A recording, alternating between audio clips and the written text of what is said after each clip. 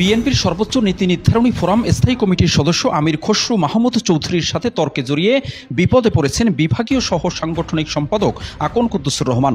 এ সংক্রান্ত একটি ভিডিও সামাজিক যোগাযোগ মাধ্যমে ভাইরাল হওয়ার পর বিষয়টি নিয়ে চলছে আলোচনা সমালোচনা। এখন আকন কুদ্দুসের পদ থাকবে কি থাকবে না সেই প্রশ্ন সামনে এসেছে।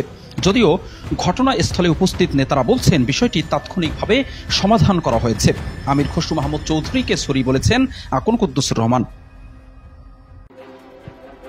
ভাইরাল হওয়া কয়েক সেকেন্ডের ভিডিওতে দেখা গেছে বরিশাল শিল্পকলা একাডেমির সামনের সারিতে বসা আমির খসরু মাহমুদ চৌধুরী। তার সামনে দাঁড়িয়ে তর্কে জড়ান আকন কুদ্দুসুর রহমান। এ সময় কুদ্দুসকে উদ্দেশ্য করে আমির খসরু বলেন, হু আর ইউ, আমি কিন্তু ঢাকায় রিপোর্ট করব, যাও বসো গিয়ে।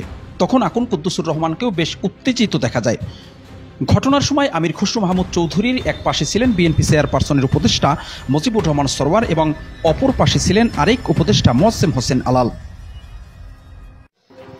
সেদিন আসলে কি ঘটেছিল, কেন ক্ষুব্ধ হয়েছিলেন আমির খসরু মাহমুদ চৌধুরী, সেসব বিষয়ে সদস্যের পক্ষ থেকে দুইজন প্রত্যক্ষদর্শীর বক্তব্য নেওয়া হয়। এদের একজন মহানগর বিএনপির সিনিয়র যুগ্ম আহ্বায়ক আফরোজা খানম নাসরিন। শুরু থেকে বিষয়টি প্রত্যক্ষ করছিলেন তিনি। সহ সাংগঠনিক সম্পাদক আকন কুদ্দুসুর রহমান, তিনি তার সাথে আবুল হোসেন এবং আবুল কালাম শাহিন এবং আমাদের মহানগর বিএনপির সদস্য সচিব জিয়াউদ্দিন শিকদার সহ আরও কিছু লোক উত্তেজিতভাবে ঢুকে এবং ঢোকার পর ওই সময় জিয়া হায়দার ভাইকে ওনাকে খুব উচ্চবাচ্য করে এবং আমি যতটুকু শুনেছি আমি ওখানেই ছিলাম। সে বলে যে এখানে কি আওয়ামী লীগের পুনর্বাসন হচ্ছে, এটা কি একটা ডাঙ্কাবাজি হচ্ছে। উপর থেকে আমির খসরু মাহমুদ চৌধুরী উনি তাদেরকে থামানোর জন্য চেষ্টা করেন এবং তাদেরকে বসার জন্য বলেন, কিন্তু তারা সেই কথা না শুনে তারা চলে যায়। কুদ্দুসুর রহমান তখন উনি তাকে ডেকে পাঠান, মাইকে তাকে ডেকে আনা হয়। ডেকে আনার পর সে তাকে জিজ্ঞেস করে, তুমি আমার এই প্রোগ্রামের মধ্যে কেন বিশৃঙ্খলা সৃষ্টি করলা।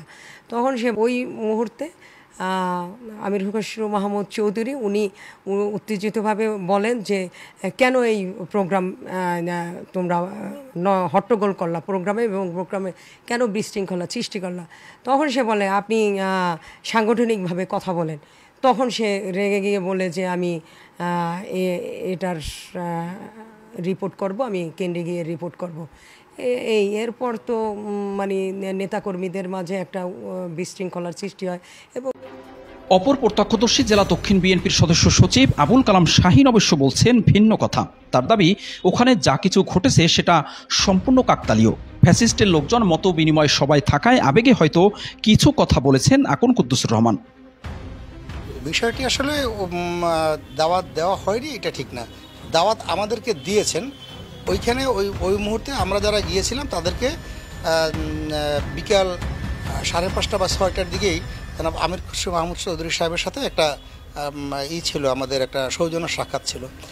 একটা কথা দেখুন, বিগত 17 বছর আমরা যেটা মনে করি, আমি ব্যক্তিগতভাবে, যেই ব্যবসায়ীরা আওয়ামী লীগের সাথে সম্পর্কিত ছিল তারা কিন্তু আওয়ামী লীগের পতন ঠেকানোর সময় আওয়ামী লীগের পাশে ছিল না বা পতন ঠেকাতেও পারেনি। তো যেই সমস্ত ব্যবসায়ীরা আওয়ামী লীগের সাথে সম্পর্কিত ছিল বা আওয়ামী লীগের পতন ঠেকাতে পারেনি, তারা এখন হঠাৎ করে বিএনপির পাশে বসে বিএনপি কতখানি উপকার করবে বা করতে পারবে, এটা আমি বোধগম্য নয়। আমার কাছে এটা ধোঁয়াশা লাগছে। কিন্তু ওইখানে যে ঘটনাটি ঘটেছে, যে আমাদেরকে দাওয়াত করা হয়েছে বা ওখানে কোনো অনাকাঙ্ক্ষিত ঘটনা ঘটেছে, ওটা ঠিক একটা কাকতালীয় ব্যাপারের মতো হয়েছে। আকন কুদ্দুসুর রহমান সাহেব একদম নিবেদিত প্রাণ একজন সাংগঠনিক লোক। তিনি হয়তো একটু কষ্ট পেয়েছেন যে এত কষ্ট করার পরও, এত জেল জুলুম নির্যাতন সহ্য করার পরও যে আওয়ামী লীগের সাথে ফ্যাসিস্ট যে লোকগুলো সেইগুলো মিটিং করেছেন, তার প্রেক্ষিতে হয়তো তিনি একটু আবেগপ্রবণ হয়ে গিয়েছেন এবং সেইটা হয়তো আমাদের যিনি স্থায়ী কমিটির সদস্য উনি হয়তো ওইভাবে গ্রহণ করতে পারেন নাই, যার কারণে একটা অনাকাঙ্ক্ষিত পরিস্থিতির সৃষ্টি হয়েছিল।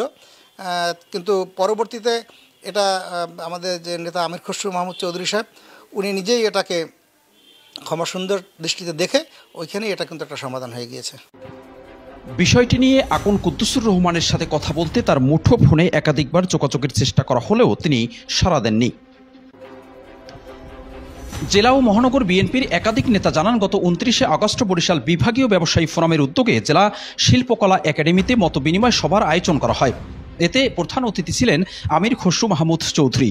একই স্থানে সন্ধ্যা 7টায় বিএনপি নেতৃবৃন্দের সাথে মতবিনিময় করার কথা ছিল, কিন্তু বিকেল 5টায় যখন ব্যবসায়ীদের উদ্দেশ্যে মঞ্চে বক্তব্য রাখছিলেন আমির খসরু মাহমুদ, তখন সেখানেই প্রবেশ করেন আকন কুদ্দুসুর রহমান। এ সময় তিনি আয়োজকদের উদ্দেশ্য করে বলেন, এখানে ফ্যাসিস্টের পুনর্বাসন করা হয়েছে। বিএনপির সহ সাংগঠনিক সম্পাদক হওয়ার পরেও কেন তিনি দাওয়াত পাননি, এ নিয়ে মূলত ঘটনার সূত্রপাত।